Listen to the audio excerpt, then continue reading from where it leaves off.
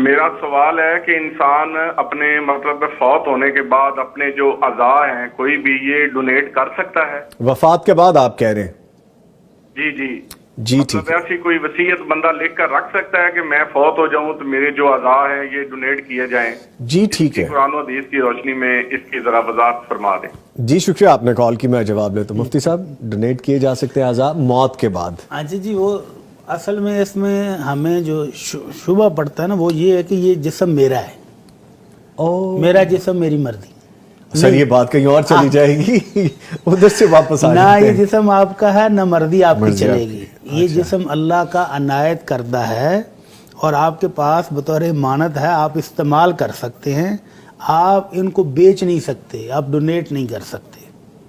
شاید اسی لیے آپ کو کہا گیا ہے کہ آپ اپنے جسم پہ کٹ نہیں لگا سکتے، کچھ بھی نہیں کر سکتے. یا جس ابھی تھوڑی دیر پہلے سوسائڈ، خودکشی کا کہہ رہے تھے، وہ کرنا بھی نہیں کر دیکھے سکتے. کتنا بڑا جرم ہے. جی تو اسی طرح جسم کے اعضاء کو ڈونیٹ کرنا بھی غلط ہے. حدیث میں ایک واقعہ آتا ہے کہ ایک صحابی جس نے جہاد کے میدان میں بڑا ہی مارکا مارا اور سارا دن بڑا شدید جنگجوؤں کی طرح، بہادروں کی طرح لڑا، زخمی، بہت شدید زخمی. اور باقی تمام ساتھی کہہ رہے تھے کہ اس نے جس طرح سے جان جگری کے ساتھ آج لڑا ہے نا، یہ شخص کوئی اور آج بہادری سے اتنا نہیں لڑا. ساری تعریفیں کر رہے تھے.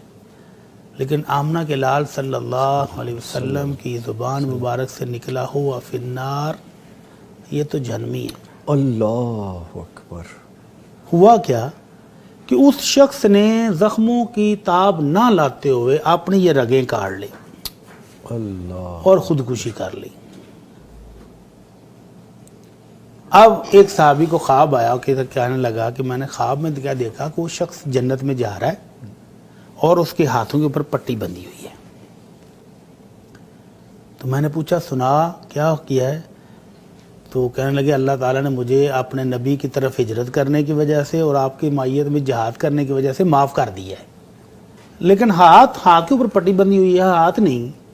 کہنے لگے اللہ تعالیٰ کی طرف سے مجھے یہ اطلاع ملی ہے کہ جو ہاتھوں نے خود کاٹا تھا اس کو ہم صحیح نہیں کریں گے.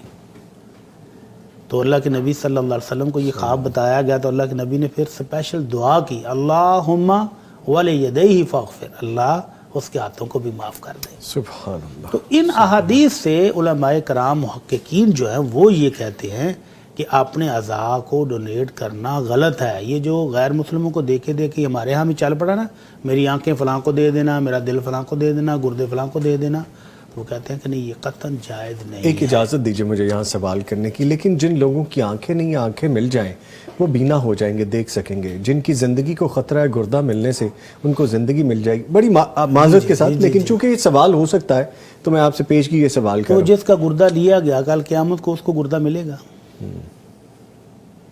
جس کی آنکھیں آپ نے لے کر کسی اور کو ڈال دی، اس کی آنکھیں تو نکال لی، کل قیامت کو اس کو آنکھیں ملیں گی. یعنی جس کے پارٹس تھے وہ تو اس کے بغیر ہوگا، اس کے بغیر ہوگا، پھر وہ کل قیامت کو اس کے بغیر گزارا کر لے گا. احتیاط اسی میں ہے کہ اپنے اعضاء جو ہیں اگر وہ صحیح ہو سکتے ہیں تو ان کو صحیح کر لیں. علاج کے طور پر اگر ان کو اصلاح کی جا سکتی تو بالکل کرنی چاہیے، لیکن کسی دوسرے کا عضو ڈال کر یہ محققین اس کی اجازت نہیں دیتے ہیں. بڑی لمبی ڈیبیٹ ہو جاتی ہے. سوال یا اور ذہن میں کوئی ایسا عضو جیسے جگر ہے، جی پورا جگر تو نہیں نکالنا پڑتا، اس کا تھوڑا سا حصہ لیتے ہیں تو وہ پلانٹ کرنے کے بعد پھر گرو ہو جاتا ہے، تو پھر ٹھیک ہے. ٹھیک ہے. یا بعض دفعہ کہتے ہیں جی گردے دو ہیں، ایک گردے کے ساتھ بھی کام چل سکتا ہے. لیکن ہمارے ہاں کتنی مثالیں ہیں کہ نوجوان بیٹے یا بیٹی نے اپنا گردہ دیا بوڑھے والد کو، نہ بوڑھا والد بچ سکا نہ بیٹا بچ سکا. اللہ تعالیٰ آسانیاں کرے. جی ٹھیک ہے.